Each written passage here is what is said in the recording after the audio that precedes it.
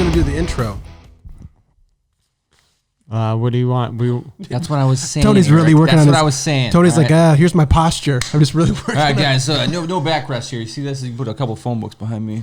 All right, welcome to Shit for Brains, where a bunch of people come together and just talk shit. Do a fucking here we go. Line-orama of intros. Hey, welcome to two guys that know nothing, that have known each other for 25 years. Yeah. The podcast. Or TFPLT. Random letters together podcast. So, what's current? What's going on? What's on everybody's mind? Okay, hold on a second. Don't all jump in. Well, we can also do the intro at the end once we know what we talked about. Yes. So maybe we'll come up like, all right. So it's like this is something brand new for you guys. We're jumping in. I'd love to be here whenever I can be, and. You're like a lifeguard, and they're like, okay, this is our first day in the deep end of the pool. Yeah. Mark's here to make sure we don't drown and the equipment works properly. Mm-hmm. Like, Tony, just put your feet down like you can touch the bottom. He's like, you're 7 feet tall. This is a plastic kiddie pool. Eric, look at your camera. Am I blocking you at all? No. You is, Eric. No, not really. Yeah, yes, maybe really. A little bit.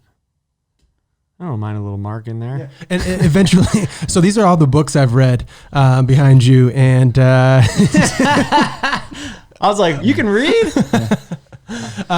We just got that. Eventually there will be books there, or at least little things that you want to read. Podcast, there will be books. Mm-hmm. I don't know. I don't think I could I can't really read books. I mean, I can read, but I can't read a book because I can't retain it if I read it. So like a podcast or listening to something, I can definitely retain the information a lot better that way. So you could have a shelf of like pictures of podcasts with the names on it or something. I think that'd be a little bit. Mine are more like, let me just be in good company. So people that I like their stuff, like Jordan Peterson or other people. Do you ever just put books up there to try to impress people? No, but I like being in good company. Just like, oh yeah, I listened to all of his, all of his stuff online and everything, and I know what's in the book. But if I would have read it, I would have read it a million times. Yeah, that's what in high school I would be in history class, like, okay, cool, and then Michael would read the whole chapter in 20 minutes, and I'd be on page 3 still, and still haven't retained anything that I've read. And then we take the test, and he would fucking crush it. I would fail. I'm like, fuck, I'm stupid. Yeah. But then you grow up and you realize, and you learn how to cheat. And that's real life stuff. And that's you don't always have to know the answer; you just have to know how to find the answer. That's what my cousin told me. He didn't graduate high school. Never did find that answer. It's good advice though, because it's like, hey man, it doesn't matter. Was that pre-Google? Yeah, oh yeah. Dude, come on. We graduated high school before the internet really popped off. It was just starting to internet. You're 98? 99? Yeah. Wow. No, what year we graduated? No. We graduated in 01. 01. Oh yeah. I'm already the big 40. So Tony's coming up on the big 40. Yeah, 40 in fucking a month and a half. Wow, I'm up almost at the big 3-0. So again, that's crazy. Dude. Keep laughing. 3-0-E. I'm all ready to crack open those 40s though. I'm not I was. It's weird just kind of looking back at how much time you have in the rear view. I'm not like, oh my god, I wish I would have done more. It's just holy shit, I've survived this many months. This fucking life is brutal, dude. You're playing with house money now. Yeah, for real. And also too, knowing I find solace in the fact of knowing I'm in the back nine of life. All right. That's a golf reference. My wife calls me. Yeah. Are you still in the back nine? He's like, well, it's a podcast form. That's exactly how I feel about golf, though. I love golfing. It always sounds like a great idea on paper. Then you go and you're like, how long is this going to take? This is forever. And then you get to the back and you're like, you know what? I'm going to enjoy these last few holes. And that's kind of where I'm at now in life. I'm about to be 40. I only have 40 of these left. I'm fully aware. I feel like the first 18 years you do shit, you're stuck in school and stuff. You don't really get a chance to really, I guess, test, no training wheels. And then when you do, I moved out of the fucking state 2 years after I graduated. How old are you when you moved to California? I just turned 20. Yeah. Yeah. Yeah, it's the same. Exactly the same shit. Mm-hmm. Both November born. I think it has a lot to do with perspective too of where you're from. When people that are 40 from back home, we're all from the Midwest, so it's people that I went to high school with, or people that are my same age, or even my father looking back at how he was when he was 40, looking at pictures, I'm like, dude, you look like you're 50 or 60 when you were 40, and you didn't it just didn't. I don't know. It seemed like when I would get to 40, that I would be this super old looking guy and like really slowed down, ready for retirement. And like couple back surgeries. Yeah, like back surgery, because you just think like that's what it's supposed to be. Like, oh, I'm 40, I'm 50 now. Like there's like these. What things can you ask for? A guy's 40 years old. Of course he's gonna have a hip replacement. And then like after moving out here and being out here for so long, you see like people that are like just not what you had in your head of what you think that age is supposed to look like, and you're like, oh, it doesn't have to be like that. Like these are just like choices that all these people that back home made that were probably really bad decisions. And the cold. Yeah, the cold, the weather too. It just the fucking road doesn't even hold up against the cold weather. You know what I'm saying? Like that's fucking concrete, and that shit has a hard time, let alone your fucking delicate skin. Come on. Yeah, and I think that's why a lot of people, when they start getting close to that, like, oh my God, I'm supposed to have it all figured out. It's like, first of all, you never figured out. You just kind of just keep going, do new things and learn new things and keep going. And the way that everything's going now with, with age, when you get to like 100 was a big thing. Now it's, eventually pushed back a little bit. Dude. That's like, I do. No. I want to live forever. I want to live like 117, 121. So you can't, if you live forever, you never really get the full experience of the life experience. Yeah, man, that's part of it. How do you know that I am not a religious person, but like, I feel like everything, you should have the appetizer, the entree, and the dessert. That's the experience of the I feel like that if you want to have the full meal, death is dessert, boys. You have to like eat all of the food, and I'm like not even scratching the surface on like the starter course. Like there's so much shit to check out. Like I want to see before like I like tap out. You're still on the jalapeno poppers? Yeah, I'm like on the chicken wings and it's not your fault that the restaurant's closing though. You know what I mean? Like you got to fucking get at it and shit. Like man, just take my, like you have to fucking experience the shit, and that's like. Yeah, I mean, dude, you could be a little bit more aggressive on how you want to do that, but I think too, like with like I don't ever look at someone that's like old. Well, I mean, it just depends on the person, but like someone that is older, I feel like will have more life experiences generally, right? Yeah. Like my grandfather was probably the most life experience person. He's in a different era though, because he's also like from another country, moved to the U.S. and stuff like that. Was in like around a whole bunch of crazy wars and shit. So you look at his life experience and how many years he lived versus your dad, and your dad gets to his age, he doesn't have that kind of crazy reach of things that he did because he didn't fucking move to another fucking world altogether. Right. He didn't fucking like have his home country blown up from a world war. Like there's just like certain, you're going to have more of a similar relationship like or life experience like your grandfather because you moved out of your hometown. A little bit. A little bit, even still not even close. No, but that's why like I put him as like the standard, or where I want to try to get to where he was at, and if not, go further than that. But it's like there's a lot of shit I got to do, and I need more. Yeah, years. and I think 40 is the youngest it's ever been. So you do have another 40 to 60 to 80 years based on like science and stuff like that. Do you think that you've ever thought these thoughts in a past life before? Well, dude, honestly, like I do feel like there is those moments of like I've had this deja vu. I've experienced these things more often than not, actually, which is weird. Especially having a kid who's like, I've never obviously had a kid before, so now I'm like, what other life have I having this or this kind of fucking eclipsing to be the same parallel fucking dimension or whatever. But yeah, reincarnation seems like the worst thing that could possibly ever happen. I don't want to do this all over again. I like to be fucking done after this. Yeah, well, one way I've heard thinking about deja vu that I thought was really cool was like, okay, this is a line of your path of like the right path to success or your highest potential. And as we like weave back and forth on this line, every time we do find alignment with it, you get like the little feeling, but then it goes because then you're off the tracks again and you're finding it. I thought that was a pretty cool way to look at it. That's interesting. Yeah. I never heard that before. That's kind of cool. Yeah. You heard it here first, folks. Yeah. I appreciate that. Heard it here first on Shit for Brains. Learning stuff together. Yeah. But yeah, I always think about that too. I'm like, how I feel about death or having these thoughts like that. And then it's like, wait a second, but have I thought this before? And then I died. And then I'm like, well, better take advantage of this, white male, straight in the United States. Dude, I did not. Like, I talk to my father-in-law all the time. He's like 84-year-old Belizean-born black dude, born in a fucking hut with no floor, right? And I literally was helping like him take apart our satellite dish, and we are just having this, father-in-law son conversation, and he basically said like, in so many words, I didn't use my white privilege right. He's like, if I was you, I would have went to college. like I did everything wrong. I'm like, what? Because I live in a garage in South Central? Like I'm not doing things right? Come on. Like, still a good fucking Jesus Christ, all that privilege, you ended up in a exactly. backyard, exactly. living in my fucking garage. Exactly. Jesus Christ. Yeah, exactly. Yeah. Fucked it up, man.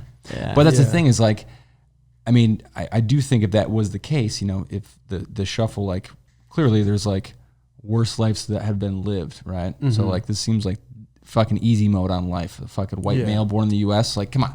Like, there's I remember I was talking about this in the past too, and it's like, okay, well, if we got all of this privilege, what can we do to give back and to like actually make a difference based on the impact and have it on easy mode? So. First part is just convincing the rest of my family that even exists. That's the fucking hard part. No, they're everyone has equal share. I had to work. I'm like, I'm like, this is not the same thing. Like, you don't get it. And then, like, I think he's kind of more getting it. My younger brother, he is like just totally like, it's like with me reading, it just reading the lines. It goes in one end or out the other. Like, nothing is like being retained. He's not understanding what I'm saying. I'm like, I'll have Larissa call you and talk to you about it. And he's like, whoa. I'm like, okay. Well, why would a girl telling me the same information make any more sense? With a dumb girl, you're not smart. I'm like, no, it's stupid. Yeah. What's a dumb girl going to be able to tell me? Come on, Air, she's not as strong, not as smart. Another thing we got to talk about. I'm like, what's she going to make me a pie? What's going on with this? Why'd she call me? Why can't she talk right now? Is she cleaning the kitchen? Yeah. It's very weird when like you assume, like I always assume like my family was like a lot smarter than me, and I was always told growing up like I'm fucking stupid. Hence my like venture dumb and being and I still consider myself a fucking idiot, but I'm an idiot. As we all do. Yeah. It's general consensus. Go on. But like now I look at it as like shit. If I'm fucking stupid, what does that make these people? They don't even fucking like know half the shit that I'm trying to talk to them or teach them. But they're also not educating though. So that's the thing is I think once you kind of shook the system and you moved out of that pocket, that comfort zone, and that's the thing. And I think there's a lot of like-minded people when you move to LA that's why you click with people, because like everyone didn't like where they were at and they're like, there's more to this, right? So that makes you think like, well, there's more to this, right? So not only just actual physical location where you're living, but like your intellect, where it's like, yeah, you were fucking like staunch Catholic when you moved out here, and then you lost that being out here because you're like, something's not adding up here. This doesn't make any sense. And then and not a lot of people have any kind of thought-provoking movement like that. Like your parents, again, live within 15 miles of where they were fucking born and graduated high school. That's like a very small bubble. So, like my mom and your uncle went to school together, high school together, and they found out like, oh yeah, we live down the street. We went to high school. Like, oh, it's like we were like he had like his family had a Halloween party or some shit, and like Tom, it was like Tom from Eisenhower. Yeah. It was like okay, well that's why you're not really like growing. You're not getting any other perspective on life or any other lens to look through like what other people might be experiencing, and so you're just seeing like the same thing. Yeah, that was echo chambers. Like, so like I always like I was like, oh, my uncles, and my other family members, like they're like these business guys and white collar guys, and they went to school and went to 4-year universities and are educated. And then I'm like, I go back home and I'll now talk a little bit more in depth about like life stuff and whatnot, and I'm like, oh shit, like you're not really that evolved at all. Like you don't really have any perspective. You just have like this one narrow thing. So you're like, you're fucking dumber than I am. And I fucking was told my whole life I'm fucking stupid, but I'm like, supposed to be the dumb one. Yeah. I thought like, what? I'm like, it was weird. Like, and it all happened within like the last few years of, I never really followed politics that much. And then once you started following Trump, the main fucking shit for brains got into office, I was like, oh shit, like I could be president. I was like, that shouldn't be like, they should allow me to be president, and they let a guy that's fucking dumber than I am to be president. I'm like, I should probably pay more attention to this. Like, this is something serious, because it started affecting, me and other people that I care about. But that's the thing though too about like that area, and just I guess unfortunately the Midwest or smaller markets in general. But like when you're just a fucking staunch whatever Democrat or Republican, you just look at your figurehead and you're like, well, that's who I'm voting for. And it's like, yeah, but do you want to fucking like kind of assess this? 'Cause I know that might be your brand, but your brand kind of sucks right now, and everyone back home just kind of fucking stuck on that. Well, that's why it was like kind of an awakening for me, because I had never voted before. I didn't identify as a Republican or Democrat. I didn't even know what the fuck they were. I was like, oh, I think Abraham Lincoln was a Republican. That's cool. That's the only thing I really knew. I didn't know anything about anything politic wise. And then once that happened, I was like, it kind of made me like, oh, like there is a big difference. And then I started putting all these pieces together of certain family members that my parents don't talk to anymore, and relationships that my parents had and that we had growing up that were distant or like didn't exist anymore. And then being like, hey, by chance, Mom, were those aunts and uncles on the side of the family that we don't talk to, are they the opposing side of what your political views are? Oh yeah. And I'm like, oh, so that's why. Because they were like how I feel, like what the fuck? Like how come like you don't, like how come you're not seeing the things through the same lens, or what is like keeping you from like growing, or like, you know, asking why? Like you've been this same side no matter what anybody says, you just, because that's like your team. It's like be like a Packers fan, like they're never gonna root for like the Cowboys no matter what. It doesn't matter. They could all be, you know, trash. Do you remember that shit when like Favre left, you know, the Packers and shit, and just like the uproar, people were just like so like I can't believe you didn't say his name, like blasphemy, like say Favre's name at the table. But before he left, it was like, in Favre's name we pray, like the Lord Favre, you know, it was like pray for that guy before the meals and shit. It was a big thing. Wearing your cheese heads and shit. Yeah, when the second football season started in Wisconsin, everyone had fucking like Packer flags hanging from their fucking like antennas and shit. And I think the internet definitely helped, but then also hurt. It definitely amplified some echo chambers where people were the algorithm was only feeding them what they needed. 100%. But also growing up in a place where, because I often think about like, okay, who would I have become if I stayed in Michigan? Yeah. Because I do have friends that live there that have, you know, evolved and are like dedicated to growth and stuff. And I think that's the generation that we're in, and like the younger generations as well that have grown up on social media or the internet. Because there was like young Marcos that moved here at 20, knew everything and like, no, I know what the fuck I'm doing. And then I think there's a certain age where you realize you don't. Right. And then now I'm dedicated. Okay, what can I learn daily, and how can I learn daily? And like I know I don't know shit now, and what else can I learn to continue evolving and learning more and learning new perspectives? Right. Yeah. And acting was a big thing for myself as well, because as an actor, you go to class and you know, if you're not booking on TV and films and stuff like that, but you're in class and you're given these new characters with different perspectives, and you have to jump into that role without questioning anything, without like, you know, I forget how they preface it, but just not judging your character. You're like, okay, I'm from this place, so I have to go do the research, and you start learning like, wait, everybody didn't just grow up with like best friends and like waited till the streetlights came on and played sports all the time, and you just grew up with all the best friends, and you're like, wait a second, people have it a lot harder than I did. And then you start learning these new perspectives, and then you realize, or people have it a lot better. Like when I moved out here too, like I was like, we're at like one party that you know, he was in an acting class or doing something, and we're just like on the balcony, talking to some random people that I didn't never met before, and they're like, oh, where are you from? I'm like, oh, I'm from Wisconsin. Like, oh, what do your parents do? And I'm like, my mom's like, you know, works at a hospital as a secretary lady, and my dad works in a factory. And I'm like, what do your dad do? And he's like, oh, he's the president of Kodak. Like Kodak, the photos, like all the photos, like the president of that place. Like he invented paper, basically. You know, like fucking like I'm like, what? Like he's the president of water. Yeah, one of these. Yeah, like so, like a whole element. There's all these different perspectives that you're just like, what? Like even just as much on like the like, you know, the on both ends of it. You're like, it's like, what the fuck? Like that was your life? That's like, you know, it's crazy. We used to fly in the private jet to school. It was so annoying when we get caught in traffic. Like everybody. We can't land for another 15 minutes. Yeah, circling around the school for hours. Hold on, I'll call a guy. Yeah, I mean, that is so interesting. And that's the other thing too, that my friend Aaron and I, when I go back, we talk about how lucky we were to kind of grow up in the middle and not have too much, but not have too little, because there is, you know, having too much where you never feel like you can amount to something, because you have this, if your dad invented salt, right? Like, fuck, I can never invent. Like, have you ever went into the ocean? Yeah, you taste it. Yeah, that's my dad.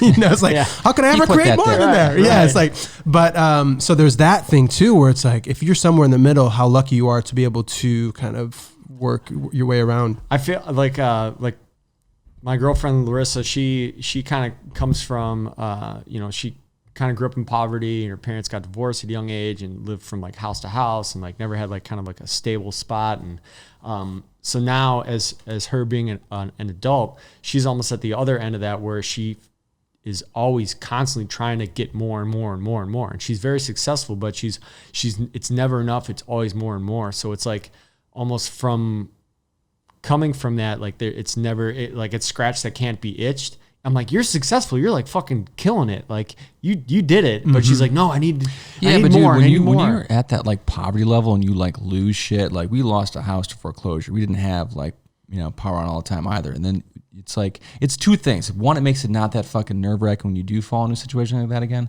But like you also really never, like how shitty things can be. And you're like, oh, I don't ever want to do that. Right. Again. You know what I mean? It's like eating yeah. fucking ramen. Like I don't want to go back to a ramen only diet. And I think coming from anything that you go less to more, you appreciate them more. Mm-hmm. So like that, I don't really see like with any like successful person. I think that you always have to like work your way. It's work, it's hard. It sucks. There's all these like trials and tribulations that you have to go through that make, when you get to like whatever part that you want to get in life, it makes it more rewarding and you appreciate it more.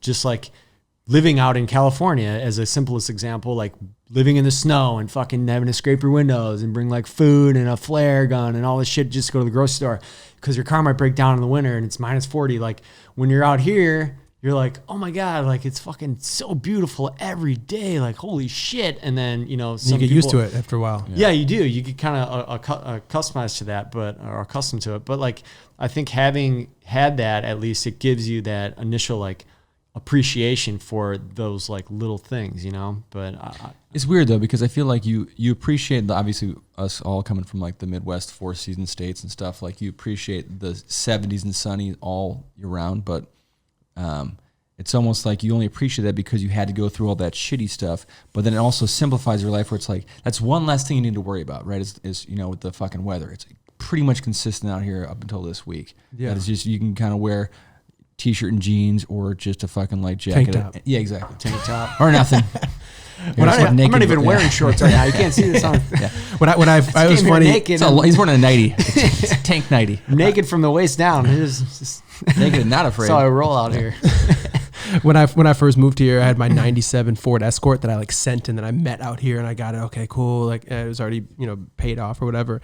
And I remember. Lexus. Oh, not Lexus. No, this is the Ford Escort. Yeah, that's the next part.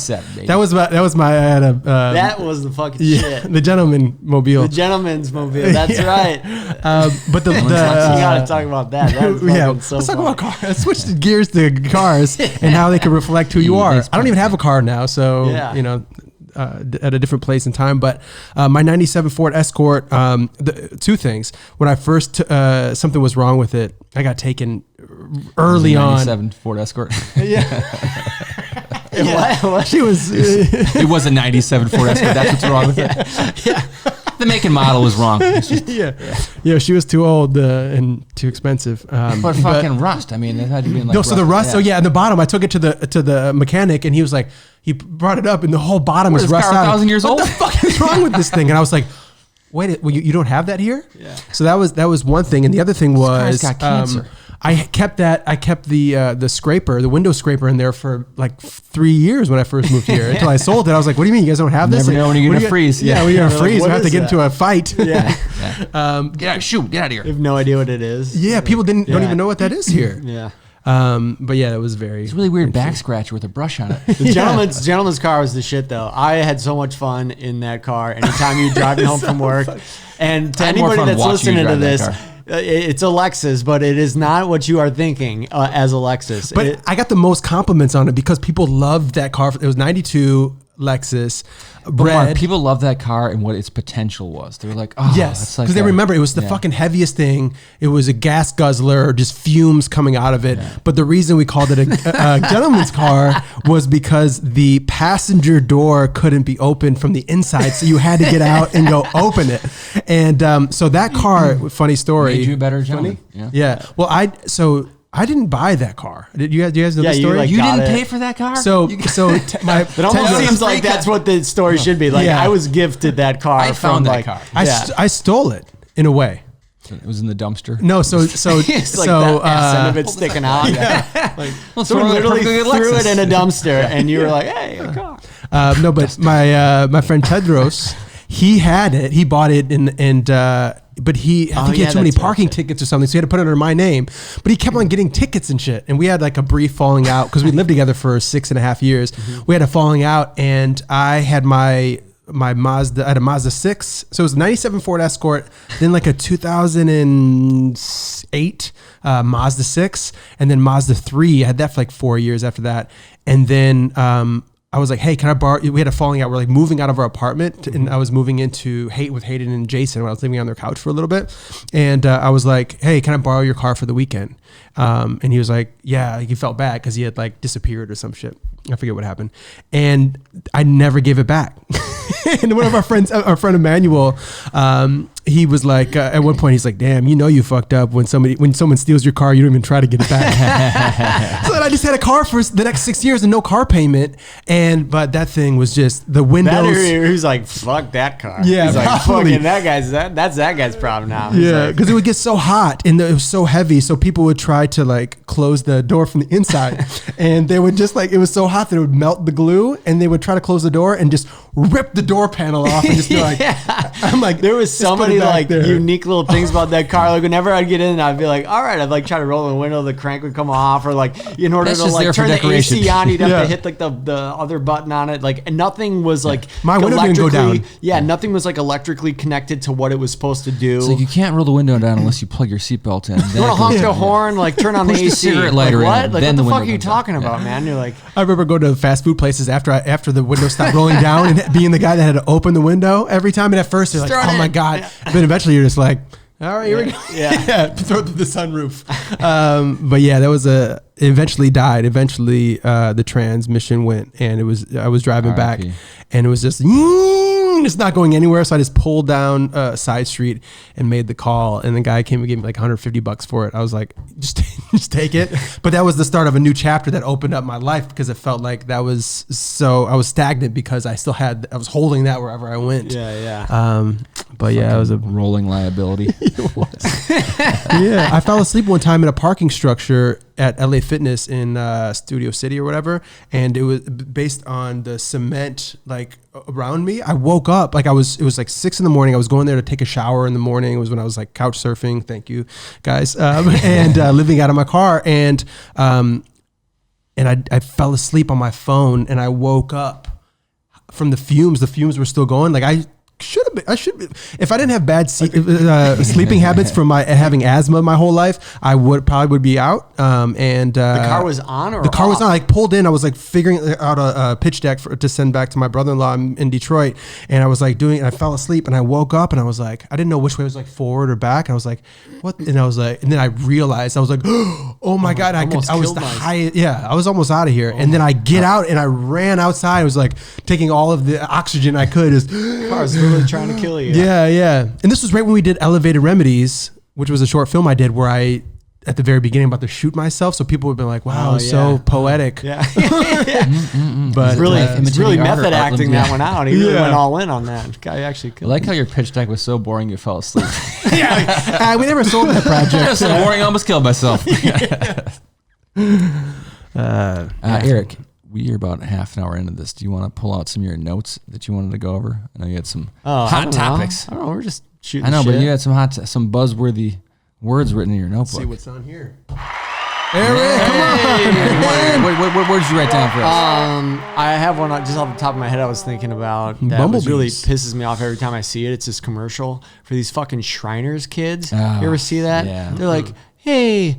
I can't, they have some kind of ailment and like some disability. That's why he hates them. Fucking hate kids with disabilities. That's the show, everybody. Gross. Next, change it. So they always have these fucking commercials that come on, and they ham up like everything, and they're like, and if you call in, we'll give you this little blanket and please stuff. help and then me. they have this one Shriners kid that's been doing it for like 20 years, but he's got like the Webster thing. The Webster disease where he doesn't age kind of thing, but he's like got to be like in his 40s and shit now. But it's just Josh, you got to get a cleaner shave than that. We got a commercial coming up. Yeah, and I'm just like, why do they like it's just like the like thing is, it's a 2 like hour so, or 2 minutes taking advantage of yeah, a it's situation. like just so like cheesy. And I would be like, if they just were like, if a kid like was in that situation and they were just like, I can't fucking like wipe my own ass and I'll never be able to do that. Send some money. My fucking like life is gonna suck. Like just help me out. Yeah. Like I would be more inclined to like do that instead of like them trying to like kind of, it feels shady. It feels like just schmoozey. Be like, be honest, be like, hey, these are my disabilities. This is what makes my life difficult. If you could send money to give me a ramp so I don't have to fucking like, you know, every place I go, or, you know, something like that, it would be better than the commercial itself. It just, so you just don't want to see the kids that have disabilities on there. No, I just censor them. No, I do. Just blur their face out. No, I feel for the kids, and you feel like there's a better way, because when you do a commercial like that, it feels like so someone very invasive. I feel like somebody like shady that's like, yeah, money was like controlling these kids and like behind say the this, camera, yeah, like ham it up a put a little teddy bit. bear, put a teddy bear, and then like hug the teddy bear. It's like no, just like be genuine, be like normal. And I think we were evolved enough where we could do it a different way. Yeah, for sure. You know, where it's almost like, hey, let's do like a documentary style thing that could raise more money to showcase the people in that and to raise money this way, versus like, all right, let's just see what the marketing scheme we can do. Tell me how it is. You don't have to ham it up and sell me a blanket. Just be like, hey, fucking, I can't like do like this, or like this is my disability. I can't see out of one eye or some shit. And like, when I need money. You have cable? I don't. So you seem like on like YouTube and shit. Yeah, but it's funny because like they have. It's funny. There's two parts about it. One, there's like we live in LA. Obviously, casting is a thing, right? So they're like, oh, this guy's gonna fucking sell some Shriners money here. You know, there's like that type of shit. He didn't get the audition. He auditioned for that one. He didn't. Yeah. Damn it. Like, what the fuck? This guy's been doing this for years. Come on, give another guy a chance. I shaved and everything. Yeah. On like YouTube, so like my son loves watching YouTube, so it's fucking kids shit that we're watching, right? It's little kids, it's like just, you know, trash trucks, just stupid, you know, kids shit, and they'll fucking pump in this commercial for like plastic waste, and they're fucking pulling a plastic straw out of like a sea turtle's nose. It's like got blood on it and shit, and my kid fucking like squirms. I'm like, why is this on? Why there's no rating for commercials? Like that should be an R-rated commercial. Do your parents care about stuff like this? Yeah. He's always like, skip it. Like, I can't skip it yet. I gotta wait 3 more seconds. You gotta be fucking exposed to this. Don't look away. I think the bullshit like detector is like really high now. Like with everything being like so transparent with all the social media, you can like find out stuff and like, you know, see what's really going on. So like just instead of like trying to ham stuff up and like bullshit everybody, just fucking everyone's gonna find out the truth anyway. Like that, like the Shriner kids fucking, you know, work at a regular job or do something normal, and like you're trying to like make it seem like it's worse than that or something, or just be straightforward. And being able to target the demographic that's okay. These people are really giving the money. Let's give them the ads more. Yeah, right. They've watched it more than 30 seconds. Let's pump some more.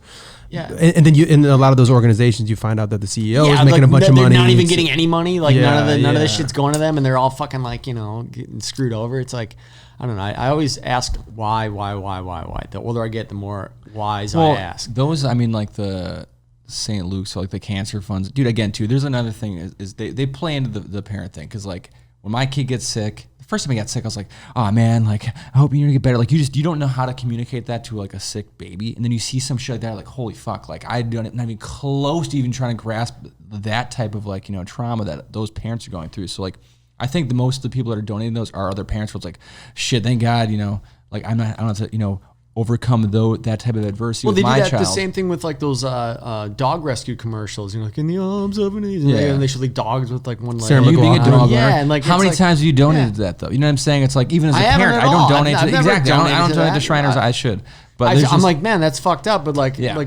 I don't know. I just wish there was like a more like genuine, real way to like just say, hey, instead of putting this song on there and all this other bullshit and like theatrics, just be like, hey, this is the deal. Like, really fucking need your help. If someone were just to be like straight and tell, I think, people the truth about things and give it in like a matter of fact, like this is what's actually happening.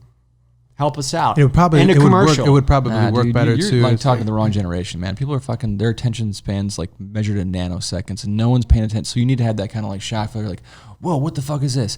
And then if you have an open heart and a wallet and easy access, you might donate and shit. But for the rest of us, it's just kind of like, all right, well, I could have done without that. Like now I feel fucking bad about me ever complaining about anything. You know what I mean? Like, You know what I'm saying? Like for someone else, bags of eyes, like, oh, my bags of eyes are terrible. It's like this kid's in a fucking wheelchair. He's never walked his entire life. You know what I mean? It puts things in place like that. But it's not a good thing. That's not the takeaway you're going for. You're trying to get money for your organization. I love those kids, but fuck Shriners though. Yeah. I fucking just don't like that shit. Yeah, there's a lot of really great organizations, and there are ways of finding out who actually gives more of the money. I shouldn't even say fuck Shriners. Fuck the people that make those commercials. I just feel like it's really like... You should get that list out, because that was just off the fucking hip, just boom, just shooting down charities.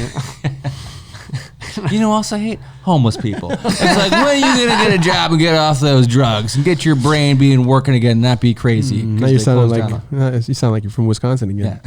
Yeah, just like I don't know. I mean, there's I don't know. There's so much stuff that, like, the older I get, the more that I'm like, I call bullshit like so much more. And then it's good to question everything too, I think. Yeah, but then it kind of makes me feel like almost like more alone, because then I'm like, oh, like, doesn't anybody else see this is bullshit? And then I'm like, no one does. Everyone's like, buying into the only a couple people do, and then I'm like, well, fuck. Like, so I'm like the only guy that sees this bullshit, and everybody else is just kind of like eating it up. I'm like, it's just kind of a weird fucking see something thing. Depressing. Just look at the, like, plastic, for example, right? You remember when they fucking got rid of plastic bags a couple years ago, and it's like, now I'm going to charge you. It's like, okay, you're charging me for plastic bags, but we're still making plastic bags, right? And the plastic bags that I'm now paying for are 10 times thicker than the ones you gave me that were fucking free. So how the fuck is that not a bigger problem? Because they didn't decompose for 1,000 years at that thin ass thing. Now it's fucking like, you know, a millimeter thicker. Yeah. Well, how many people do you think actually bring a bag based on them charging 10 cents or more? They're just making money. No, I use those as trash bags. They're literally just exploiting the fact of the whole thing. They're like, but for sure. Knowing that you own that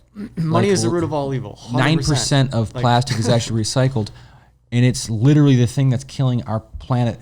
Yet we're still making it for some reason. And then I gotta feel bad about, like, now I can't use my water. We're doing water shortages and shit. It's like our priorities are all fucked up. That's the kind of shit that pisses me off the older I get. Especially, again, dude, not to keep hammering this fucking shit up as a parent and stuff like that, but I'm like, dude, my kid does not have a chance to live as old as we are now in a world that we live in right now.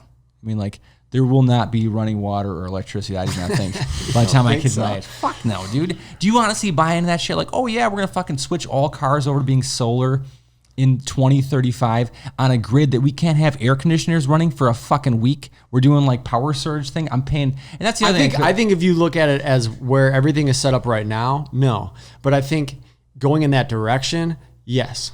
Like, okay, example again too. So we're running out of water. There's a water shortage. The Colorado River, which a lot of the water from California gets its water from, is drying up. The river is fucking, like, it's being obliterated by the amount of usage and shit. Yet they're still trying to build developments. Lake Mead too. That's, exactly. It's like, and they're trying to build more resorts in Palm Springs or on the way to the desert. Yet we've never built an actual water refinery. Like, the Saudi state, like, you know, countries, they actually will purify water and get the salt out of the salt water and use that. Yet California, one of the biggest fucking states in the country, we have never done that yet. Why the fuck? We don't fix the roads. Where the fuck is all this money going? Why don't we make our own water? Instead, we're pumping it in from other states. And then again, too, a lot of it, it's financial gain. It's for, like, certain companies own the rights to certain things, and then there's politics, and then this is. I get it, Eric, but money is a like rhetorical question, because it's the same thing too. Is we're patting ourselves like, we're be electric. It's like, yeah, but we don't have fucking water though. Like, people are still moving here. We're still trying to do these things that, like, yes, are pushing the needle in the right direction. But the biggest things that we have, a failing power grid and no water in one of the largest fucking populated states in the country.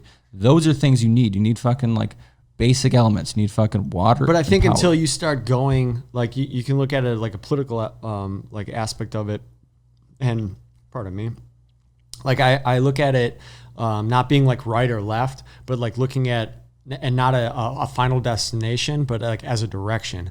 Like, no political party is a final destination. It's the direction that they're going to that destination. So, like, I don't consider myself a Democrat or Republican. I just go, okay, who's going in the direction that I feel I want to go in, or I want the country to go in? Like, I feel right now the Republican Party is going the opposite direction of where the country needs to go. Now, granted, like, both are too extreme right now. That's the problem. But I feel like, you know, like you said, solar and you know, electric cars and stuff like that. That's a big, issue with a lot of people. They're like, oh, you can't drive them this, blah, blah, blah. Like right now, yeah, you can't do a lot of the same things that you can with gas cars. But the thing is that technology is being advanced every year, if not multiple times a year. And so it's the direction that electric cars are going, electric vehicles are going. Cars. It's the same thing as like the Industrial Revolution. Like things didn't just all of a sudden like overnight happen. It was a gradual thing, and then bam, hey, like we're fucking up, and you're like society and everything. It's the same thing with the solar and wind and electric cars.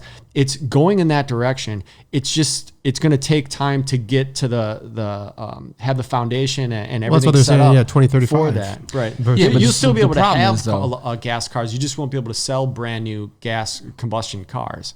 So and that's only if that's still it's like I don't think it'll. Look, again, like I was saying, I appreciate the idea and the agenda, and I think it's a great step in the right direction. I just honestly think we're too far past the point of it actually doing any good.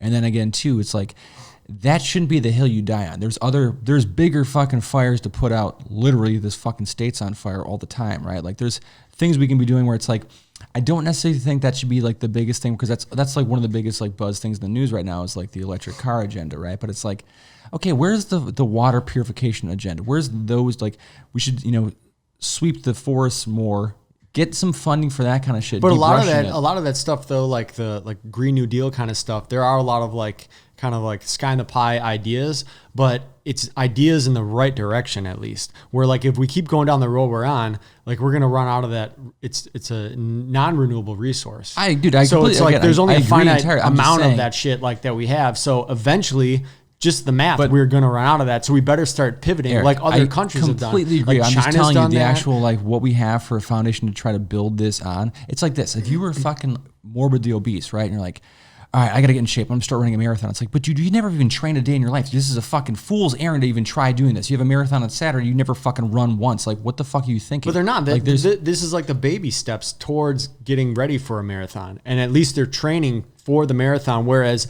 the other part of the country is just like, let's just keep fucking eating, and then once the day comes for the marathon, we'll just run it. We'll be fine. We'll be good. It's like, no, like you gotta slowly just kind of start going in that direction and training yourself, and that's what I think this revolution is with solar, wind, and like renewable energy is. And it's like the people that aren't gonna adapt to that are just kind of dragging out the process of it. Eventually, it's gonna happen no matter what. No matter how many people kick and scream, it's gonna be there. Eventually, it will be. I got some kooky fucking neighbors that live across the street from my in-laws in Orange County, and like one of them, there's like conspiracy theories about like electric cars and how they're actually bad for the environment. And she's like, yeah, they kill birds. I'm like, what? I didn't get a chance to fucking like. It's like windmills kill birds. Yeah, I was like, what are you talking about? She's like, hey, you want to drive an electric car? You say goodbye to birds. I'm like, what the fuck are you talking about? Like, I had this argument with my flying cars with my somebody in my family, and I was like, okay. So yes, it does take oil, and we do, use oil and non-renewable resources right now to produce cars and batteries and all these things.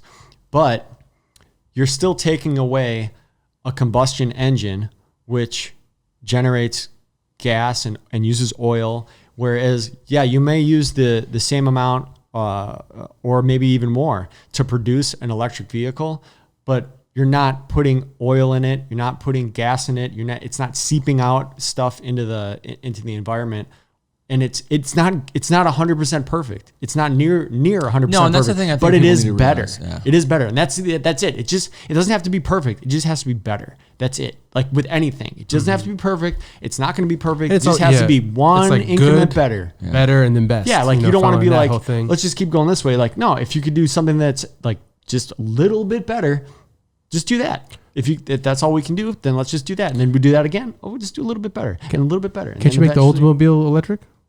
Actually do conversions now. It only cost $120,000. I looked at the company in Austin to do it, and I was like, yeah, $120. I don't have that in the account right now. Well, the same thing with prices of all that stuff. Like even like being in like backpacking stuff, like solar and like solar packs and phone chargers and all that stuff. The prices of all that stuff have gone down so significantly. Like it was like, I think it was like $75 per watt or something. And now it's like 7 cents a watt. Wow. And that's like in the last 5 to 10 years. So eventually it's just gonna keep getting better and better and more refined. It's gonna sharpen the blade. It's gonna be sharper, and it's just gonna be like, it's just gonna get better over time, just like with anything else. So I still feel like I'm still kind of like leery because of like designed obsolescence. You know what I mean? Where there's just like they always make things that, like your fucking phone, for example, doesn't hold a charge because it did, when you first get it and stuff like that. Like everything. So I hate to sound like a fucking naysayer, but I just feel like solar, at some point, there's going to be the point of diminishing returns where it's like companies aren't going to want to fucking make a one-off solar generator, right? Where you can basically just like power your whole house off of fucking like solar panels that you can do yourself. Like you have to have companies install them and ship. But like what you say in the advancement of technology, at some point in time, any DIY guy should be able to fucking install our solar panels on their house themselves. Yeah, right? you can. Like you can do that now. They definitely offer those things. Like those things exist, and are half the companies I follow on my Instagram page are companies that just specialize in companies. I don't know, like just actual like. Yeah, but they don't like. They're not like. Yeah, they just sell you the shit, and you set it up wherever there's sun. You put it out. You got a wrench. Yeah, you don't even need a wrench. You literally just plug shit in and place shit. That's like it's like literally like everything is becoming so intuitive and easier to use the more advanced technology gets. And because we have these smartphones and we have such advancements in technology, things are like they're speeding up like exponentially. So like it's like a coil, like it just keeps going, and then it's like pff, like it eventually, like our phones and anything you weren't gonna want to know. I feel like if we live to be 100, you could literally be like, type Google in and it'll tell you the answer. Everybody pretty much uses Google right now to answer almost any question that you have, right? He's a Bing guy, but yeah. Been Binging my whole life. Yahoo. He's a Yahoo still with a Hotmail account and shit. But like, imagine telling yourself when you're like 10 years old and you'd be like, yeah, you could just go on this thing called the internet and type any question and it'll give you an answer to that question. Now imagine, in 100 years from now, being able to type in a question, like, or you type in a question that is like, how do I live forever? And it's like, oh, how to live forever? This is what you need to do. This is the molecules you need to have. This is what you do. And it'll be able to like solve any literal problem that we may have. Yeah, here's the problem though, Eric. If that happens, I feel like at that point, when AI is so fucking like good, we will be obsolete. I still think that like that fucking rise of the machines thing could definitely happen. Could. I think that's impossible. I was thinking about this the other day after my 7 p.m. two tokes, and I was like, wait a second. So now I could be in bed and just like and have a device and tap a couple things. And stuff happens, and then it just shows up at my door. Yeah. And then it was like, okay, well, how far? And obviously, with like Elon doing Neuralink and stuff like that, until you just have to think it, and then it ends up somewhere into a computer. And then it shows up at your door. There's still people grabbing it and then bring it to you. But then how long until you think it, and then someone knows you're thinking it, so then they bring just like how quick, how fast does that go? Right. And is that possible? I think. But would you want it to be possible? I think that as well. Yeah. I think it will speed up like really, really fast in the next 50 years to a That's point where it's going to be like warp speed, and everything is going to change so fast that it's going to be incredible. I think it'll be incredible. Like, oh man, a Big Mac would be good right now. It just shows up like I said it would be good. I didn't say I needed it. yeah. You're like, come on. Sorry, we're still working the kinks out of this thing. Yeah, I'll still eat it. Yeah. I think that's the part of the future that I'm like excited about is like just seeing technology over the last decade, how it's evolving so fast. Which is so funny because you're the biggest like proponent, I guess. I was like the last guy to get a cell phone. Yeah, like for sure. Like I didn't have a flip phone for years. And a phone till a cell phone till I was almost like 23. Now you didn't get a cell phone until you're like 23, but you also didn't get like a fucking smartphone until like 10 years ago and shit. And the second. I lost a best friend from a smartphone. Like the second Eric got a smartphone, he's like just on all the fucking dating apps, just like completely go. You'd be in like used to be a functioning part of a conversation of everyone. Everyone already had smartphones, so it was a novel thing for them. Like, but Eric just fucking like completely lost yourself in that. And that's the thing is like you still have that kind of thing with like technology where you just like you might actually want to see where the future goes. I just feel like you're missing out on the actual life experience, being too caught up on tech shit. Well, I think I look at it as now where like before I was never really interested in education, I guess, or like at least I think I was just presented it wrong. Like I was being taught it in like a way that I didn't comprehend or whatever. So it was like, well, fuck that shit. I'm not going to feel stupid. Yeah. It wasn't like the way that I would like pick anything up. And then now there's so many different options and ways to learn that I was like, oh shit. Like now I'm like, I can't get enough. Now I'm like, oh, I want to learn about this. I don't have to go to a class or a school. I can literally go online and find somebody that's a professional in that field, giving their own perspective on it. And in a way that I am able to retain that information and actually educate myself on it. So it's like this huge like window open up and I'm like, this is fucking amazing. Like, damn, I can learn about anything. I can learn about literally anything that I want to learn about at any time, whenever I want, like how much I want, and it's free. Like fucking, that's incredible. That's like the coolest fucking thing. Yeah. My biggest thing with like technology and AI and stuff like that, it's like, okay, what is possible, but what is possible should we actually do just because it's possible versus like, all right, well, this probably is bad for humankind, so let's not go that far with it. And that's going to be the thing. And I know there's some restrictions and stuff like that. And you hear people talking about like the dangers of AI and stuff. And you think like atomic bombs are bad. Well, wait till AI and all of that. It's like, oh shit. The people, especially people that know about that stuff. But yeah, it's like who can govern that stuff or who's in charge with saying like, actually you can't do that. And then they do that, you know. I think it needs to be like a someone overseeing that, like whatever source, like an Instagram or a Facebook or any of these platforms that people are using, it needs to be governed by somebody else, like a third party or a second party. It can't be anybody that's involved or has any financial gain from it. Yeah, you already see that in politics where it's like, well... Yeah, it has to be like, I don't know, like what fucking example of there is of something like that. But like somebody that oversees something that doesn't really... They don't have any. They don't benefit. Yeah, they don't benefit from it at all. It's like the NRA putting money into these political campaigns when they're pro guns, more and more guns. It's like, we don't care. We just give them more money because we just believe in like, well, I think something's like, you have the people that like, take care of animals at the zoo or some should be in charge of like, what kind of content you can put out on like social media platforms or something. Some of that they don't give a fuck about it, but they're just like see things as black and white kind of thing. Like I think that's gonna be the hardest thing is navigating through that increase of like technology and like how to like make sure it doesn't fuck everybody up like more than it already has. And I think that's kind of what we're going through too now, where it's like trying to find out like how we can incorporate this in a positive way and not like fuck everything up. Yeah, we're constantly learning and stuff too, and people's behavior. And I know people are scared about how kids are attached or whatever. Yeah, but there's also like technology is also like in your future, so it's actually really good that you're learning if they can learn the balance or they can find it. Right now, it's still so, it's 24 years, whatever into it. It's like, well, yeah, but it's still relatively new, and there's always new things happening. So how do we take that and take the advantages of it and know we're going to work it out versus like in 20 years, nobody's going to be able to even, think anymore. Right.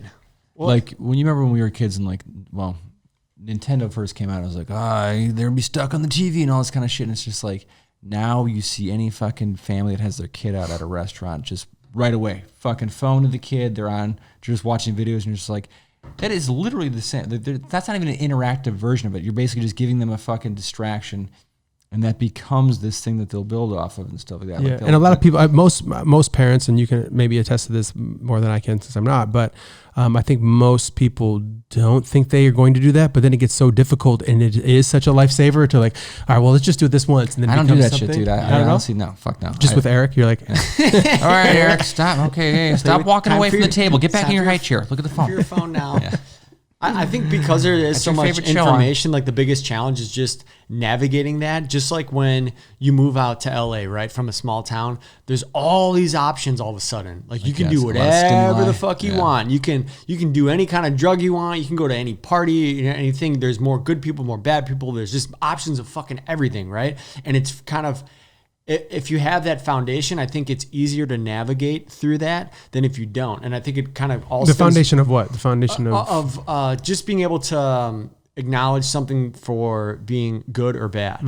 Like whatever it is, the information you're getting, how to kind of like filter it with whether it be people or something you want to learn or anything, how to filter your options to navigate yourself to the correct option that isn't, something that is, crazy or a false or whatever. Like with anything that I research, that I look at, or that I'm getting really interested in, I'll find like 5 of the most like respected people in whatever field that I'm interested in, and then I cross-reference them constantly, and I kind of just keep narrowing it down until like I'm like, oh, they all agree on these 5 things, okay, except for that one guy, he doesn't agree with that. Okay, well now it's these 5 guys instead of the 6, and then I go, oh, okay, these 5 guys all agree on these 5 things except for this one guy, so now it's down to 4, and then you kind of keep going like that, and I feel that way you can kind of narrow it down to like, okay, these like.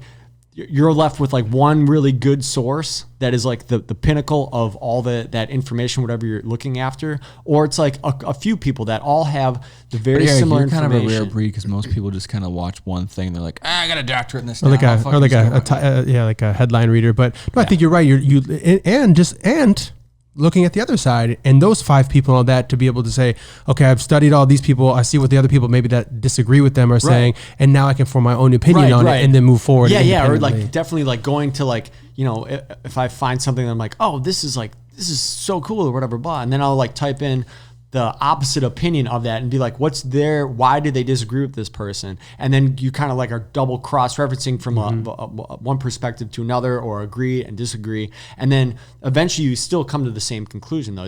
Or it's easier to understand what is factual and what is not factual. Mm-hmm. And I think that's like a big problem too with what you see with a lot of the political climate, is that you don't have a lot of that cross-referencing. People are just like taking it for what, you know, they're listening to one source. That's what we're saying now. That's our team. He said it once. That's all I need to hear, and I'm just going to go back to that one person. Back. He's my guy. Where if you want to like make sure you're not getting like, you know, screwed over, you got to constantly ask why. Like ask why do you think that way? Why do they think that way? And then you narrow it down to like what is, you know, what makes sense to you as far as what a factual statement is. Mm-hmm. Something that makes sense.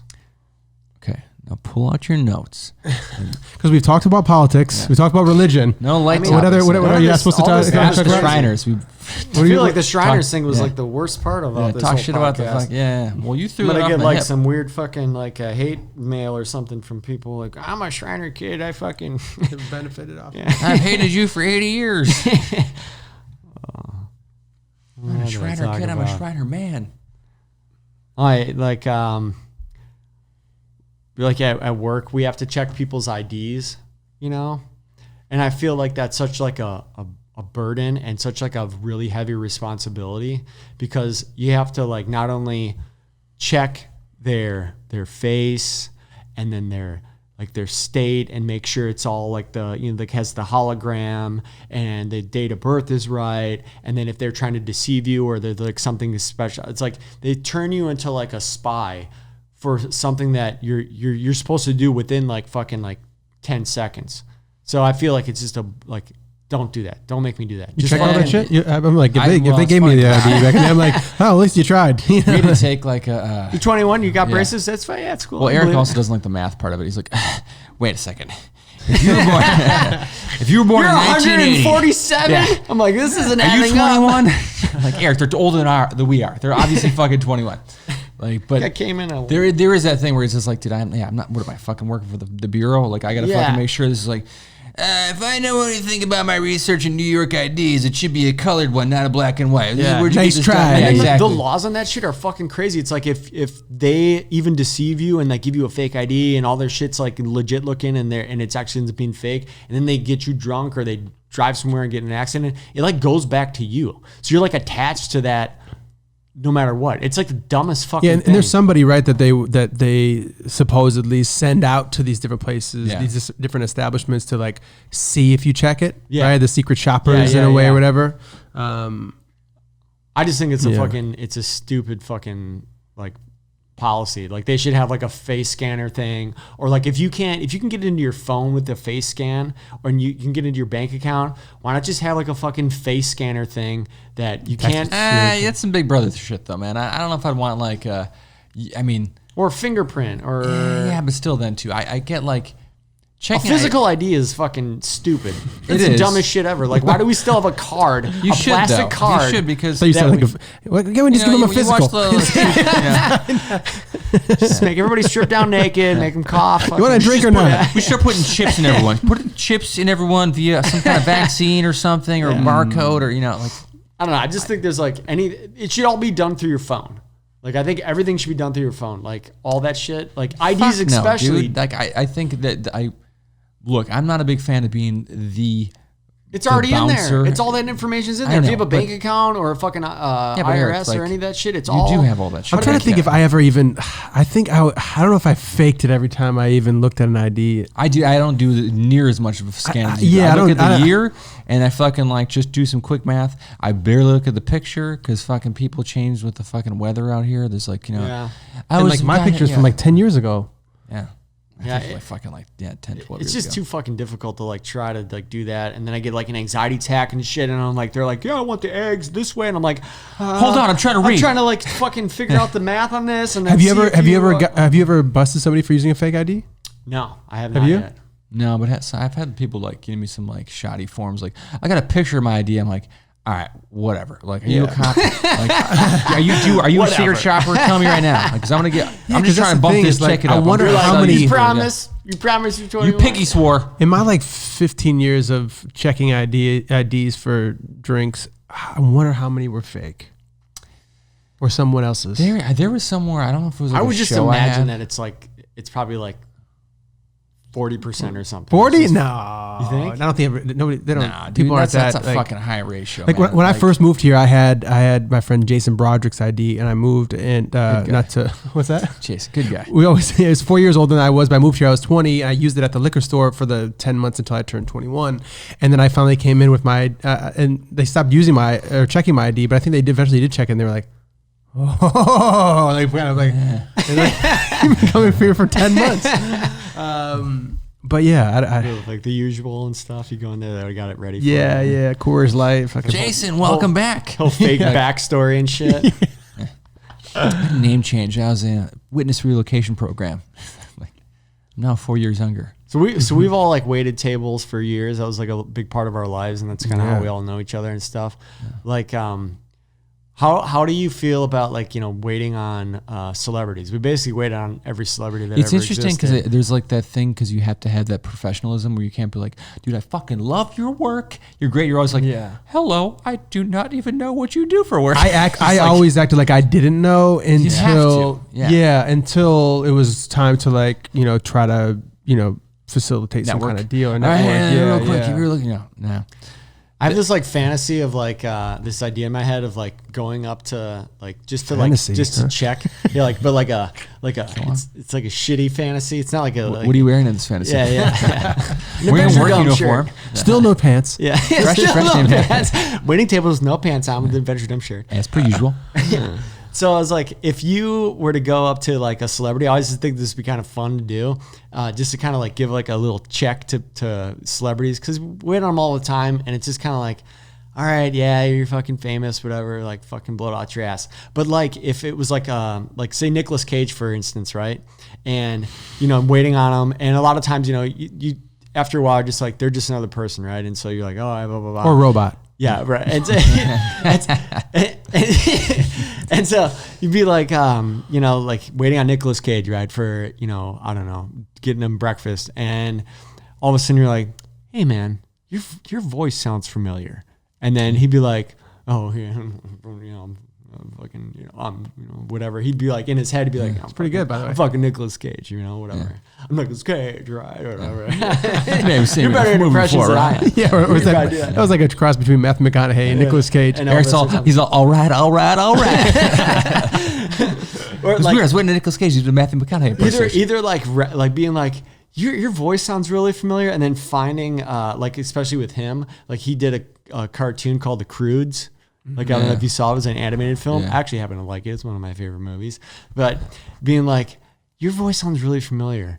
were you the voice of the dad in Croods and like completely be oblivious to like the 1,000 other movies he's done and him being like in his head thinking like oh, he's gonna reference like whatever Con Air, Con Air, like like Fear or what is the Raising Arizona and stuff like that, and then like referencing some fucking movie that he's just a voice actor in, just and a paycheck. Like oh cool, I always think about that with like the female actresses that come in because they're always like they're a little diva-esque and it's just like, all right, you can look at me only to take my order, but after that it's eyes off type vibe and shit. It's just like I always want to say like, hey, you look like so and so's older sister. Yeah, or like reference someone that's not famous. Be like, did you used to go to like without all the posh treatment? You know what I mean? Like just did a you natural. work at Walmart back in Wisconsin on 4th Street, like or some. That was like a tired version of Christina Aguilera. One time waiting tables at the Griddle, I was like, I walked up and this girl goes, I think we matched on Bumble. And at that time I was like, oh yeah, interesting. What's Bumble? I had no idea what it was at the time. And she was like, oh shit. Like her and mom were like, oh, that was him the whole time. And like I had no idea what it was. That's hilarious. I like genuinely did that once to should have been like, is that the app for lonely people? Yeah. Is that what you're here with your mom right now?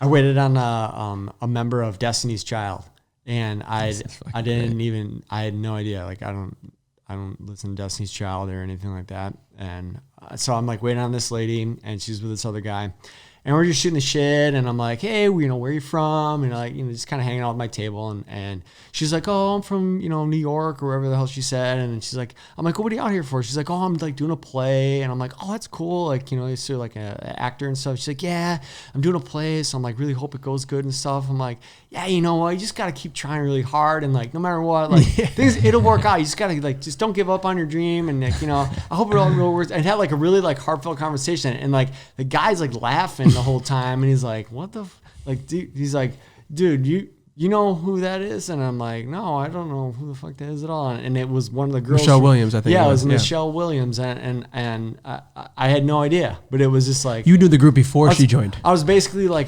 giving her like a motivational speech to like a multi-millionaire platinum selling artist. Like, don't worry, you just hang in there. I'm like waiting tables and shit. Like fucking. Look at me, I'm trying to make a music base too, Just a couple of us. Don't worry, we're in it together, cut our own little corner of this earth. You want to do an open mic later? Or fucking, that's what I did that. Remember, I remember the. She used to date Diddy. What's her name? Cassie. Cassie and the other girl used to come in all the time. And I remember being like, yeah, well, listen, you guys are into music? If you're singing Saturdays at the party, I can give you a slot. Another thing you named. Yeah.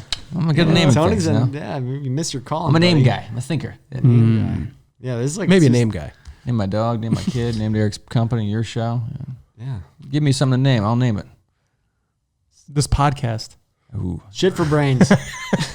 I'm gonna push We're calling this hard. podcast this podcast. Can you say swear words as a podcast name?